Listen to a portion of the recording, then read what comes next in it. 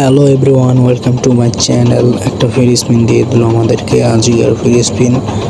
তো এটার আমরা বক্সে মারবো। আমাদের এই চার্জ ডিলটা মনে হয় ওই লেজেন্ড ভালো একটা প্যাক এসেছে, ওইটার ভিতরে দিয়েছে। দেখা যাক, এক ওখানে যায় আর নেই। এই তো লেজেন্ড সিম্বল করলাম, লেজেন্ড সিম্বল ও লেজেন্ড সিম্বলে 11টা প্লেয়ার ভিতরে একটা ফ্রি স্পিন। দেখা যাক আমি কাকে পাই। আমার টার্গেট হলো সার্জিও আগুয়েরো। আমার টার্গেট এখানে সার্জিও আগুয়েরো। যদি পাই তাহলে পরের সিলেকশনটা কিন্তু ওয়েন রুনিকে নিয়ে নেব। তো ওটা নিয়ে প্রায় আনার দরকার নেই।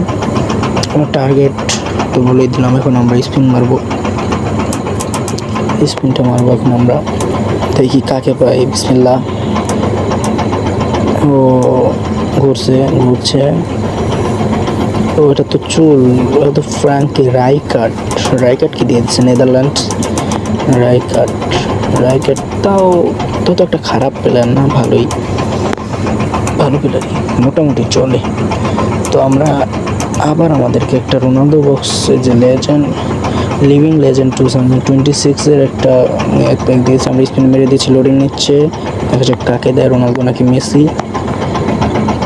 তো নর্মাল কার্ড দিয়েছে, ফিচার কার্ড ধরে দিয়েছে আমাদেরকে। রিয়াল মাদ্রিদের লেফট ব্যাক ও ফ্রান্সের মেন্দি ধরিয়ে দিয়েছে আমাদেরকে, টাকলু। আর এই যে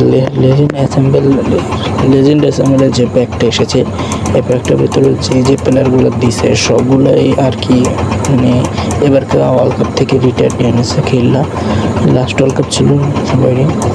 তো এই প্যাকটা সব মানে একটা লাস্ট ওয়ার্ল্ড কাপ ছিল এই ওয়ার্ল্ড কাপটা।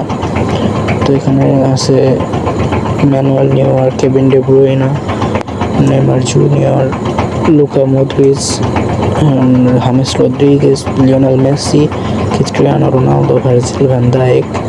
তারপর আছে অ্যালেক্সান্দ্রো, আরও প্লেয়ার আছে। তো তোমার ম্যানুয়েল নিউয়ারকে দেখালাম, তারপর কেভিন ডে ব্রুইনাকে দেখালাম, তারপর আমরা দেখাবো নেইমার জুনিয়র, তার বয়সটা 33 বছর। কেভিন ডে ব্রুইনা, লুকা মদ্রিচের বয়সটা 40 বছর। ভাবা যায় এই বয়সে ওয়ার্ল্ড কাপ খেলছে, তা তো খেলছে। আর হামেস রদ্রিগেজ 34 বছর, বেশি একটা বয়স না, তাও রিটায়ার্ড নিয়ে নিয়েছে। তারপর আমাদের লিওনেল মেসি 39 বছর। তো ওর বয়সটা 39 বছর, লাস্ট ওয়ার্ল্ড কাপ, এটা ঠিক আছে। কিন্তু হামেস রদ্রিগেজ সেটা ঠিক না। রোনালদোর 41 বছর, ওর পরের বার খেলতে পারবে না বয়সের কারণে। এখানে সব থেকে বেশি বয়স মনে হয় রোনালদোরই। দেখা যাক ভার্জিল ভ্যান ডাইকের 34 বছর, বেশি বছর না, তাও খেলতে পারতো পরেরবার। তো একটা ডিফেন্ডার, ওর বেশি বয়স হলে ওকে নিবে না। আর মাহরাজ 34 বছর, ওকে নিতে কেন নিল কে জানি, বাদ দিয়ে দিল। ইয়াসিন বুনো, তারপর নিকোলাস ওতামেন্দি। তো আমরা এখন প্লেয়ারগুলোকে দেখে জানি। ওতামেন্দির 39 বছর।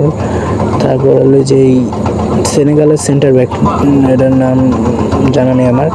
তো সেনেগালের সেন্টার ব্যাক, জার্মানির এটার নাম আমার জানা নেই। এই একটা হবে, চিনা নেই এটা, কিন্তু এটা লাস্ট ওয়ার্ল্ড কাপ ছিল।